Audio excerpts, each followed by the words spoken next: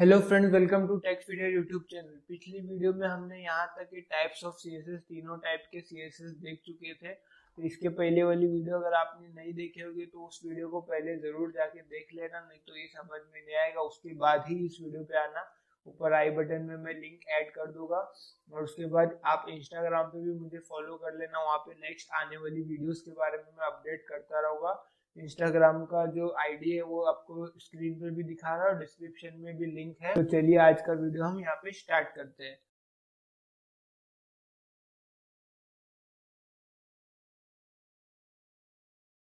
तो यहाँ पे सबसे पहले है CSS ID selector। The ID selector selects the ID attribute of an HTML element to select the specific element। अभी ID selector क्या करता है? अब इसके पहले हमने p टैग पे स्टाइलिंग ऐड किए हुए, CSS ऐड किए हुए। तो अभी समझो कि 3-4 p टैग है, तो उसमें हमको एक पर्टिकुलर ID को स्टाइल करना है, पर्टिकुलर इस पे CSS ऐड करना है।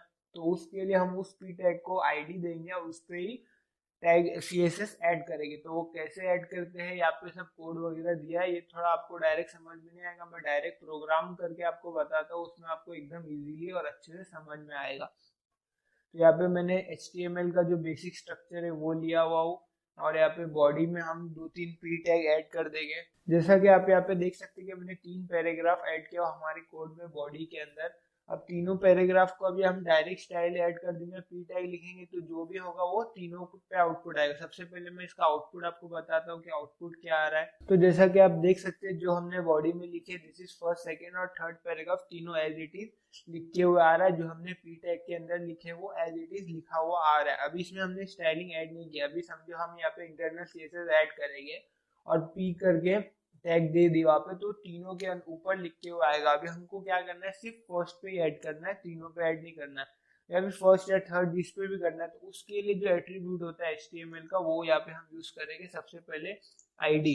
आईडी में हम क्या करेंगे, इसको सबसे पहले दे देते P1। कुछ भी आईडी में जो इक्वल्स के अंदर जो इधर जो हमने P1 वैल्यू दी है ना, ये कुछ भी दे सकते हैं, अपनी मर्जी रहती है। P1 दो, P2 दो, P10 दो, कुछ भी दो, अपनी मर्जी, अपना नाम दो, पर ऐसा देने का कि बाद में रिकॉग्नाइज करने के लिए आसान हो।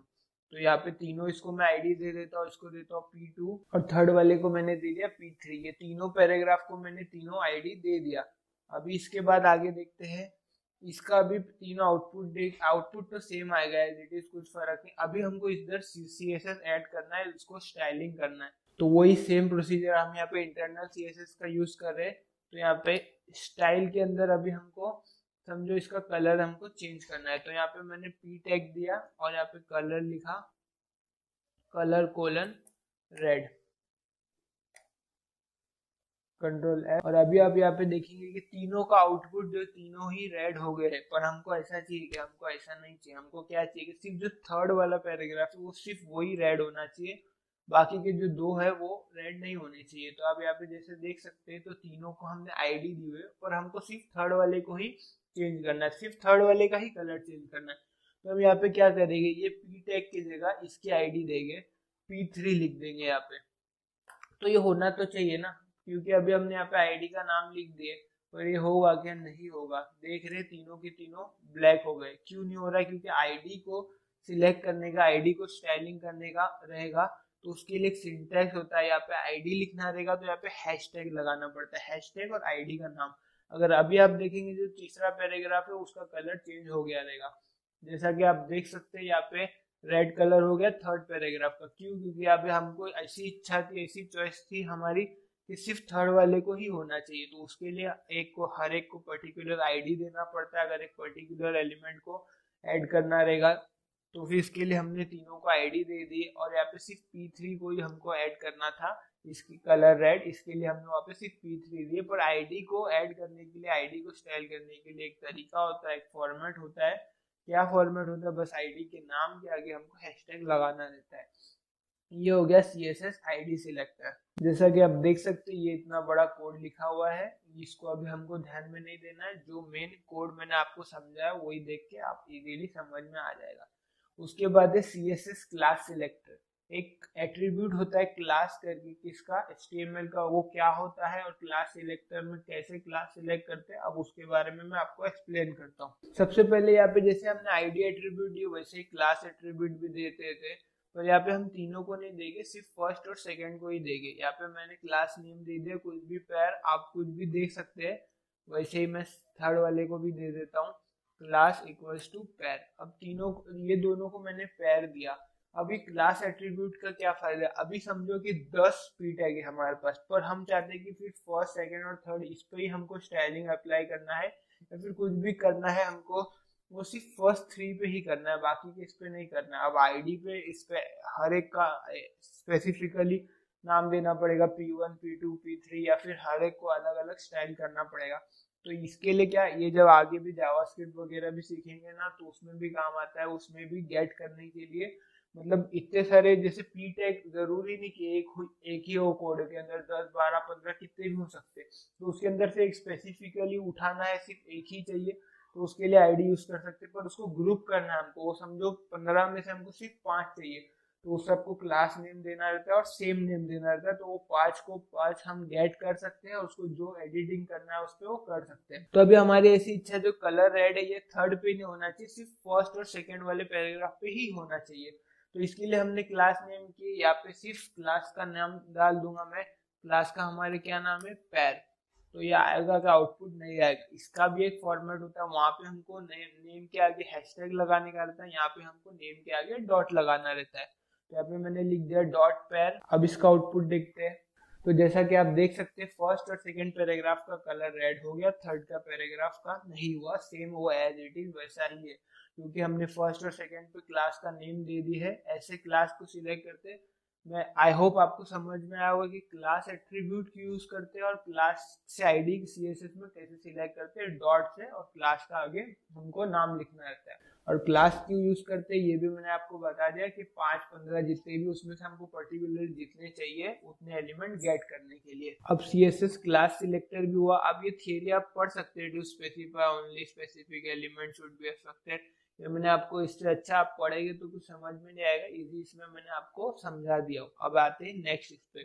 अब है यूनिवर्सल सिलेक्टर, और उसके बाद एक है ग्रुप सिलेक्टर। तो यूनिवर्सल सिलेक्टर और ग्रुप सिलेक्टर अभी हम देखते हैं। उससे पहले मैं ये क्या करता हूँ, यहाँ पे हमारे अभी 3 पैराग्राफ है, उसके अंदर मैं 2 हेडिंग्स और ऐड कर देता हूँ ताकि आपको और अच्छे से समझ में आए। अब यहाँ पे मैंने 2 हेडिंग्स ऐड कर दिया और 2 H1 टैग ऐड किया, और ये भी HTML का टैग है, आपको पता ही है, मैंने फर्स्ट वीडियो में आपको बता चुका हूँ। तो अब इसके बाद आते हैं यूनिवर्सल सिलेक्टर। यूनिवर्सल सिलेक्टर कैसे, अभी यहाँ पे 3 पी टैग है और 2 हेडिंग के टैग है, 2 H1 टैग है।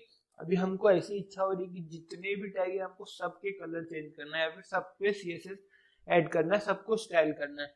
तो उसके लिए होता है यूनिवर्स सिलेक्टर के सब पे ही CSS अप्लाई हो जाए। तो यहाँ पे जो हमने इसको ऐड किए है डॉट पैर, उसको हटा देंगे और यहाँ पे यूज करेंगे स्टार। स्टार जो है स्टार का मतलब होता है यूनिवर्सल सिलेक्टर, मतलब ये चीज हर एक के ऊपर अप्लाई हो जाती है।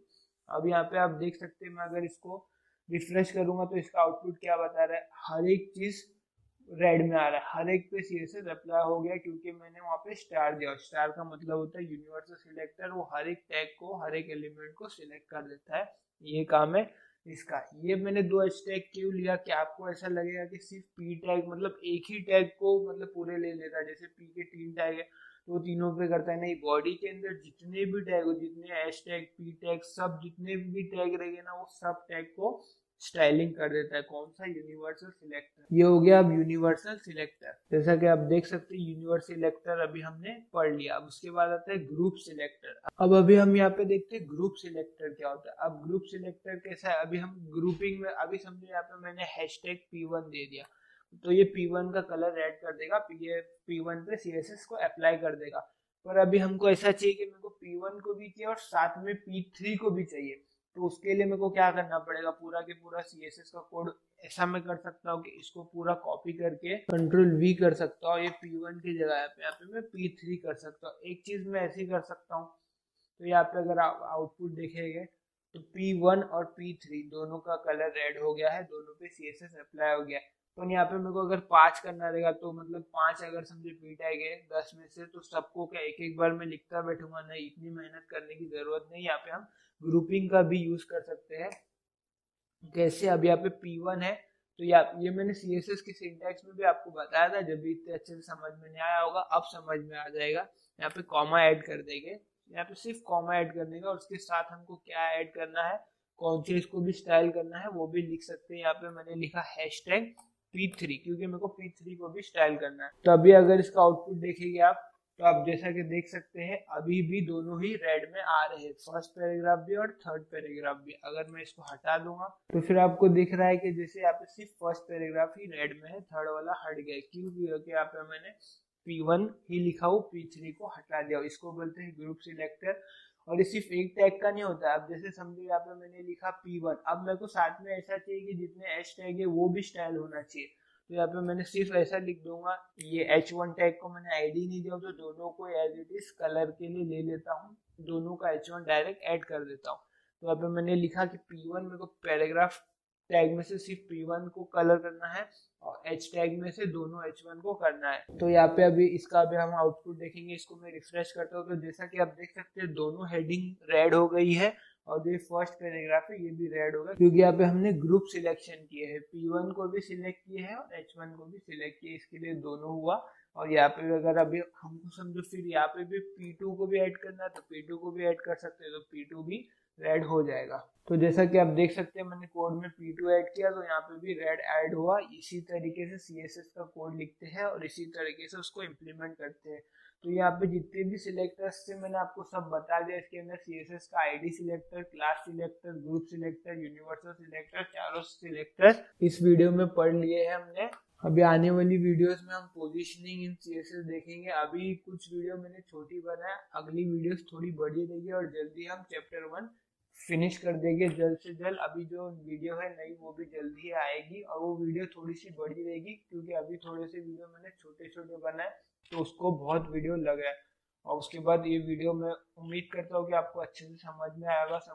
तो लाइक करें और अपने दोस्तों के साथ भी जरूर से शेयर करना और चैनल को सब्सक्राइब करना नहीं भूलना। चलिए मिलते हैं नेक्स्ट वीडियो में।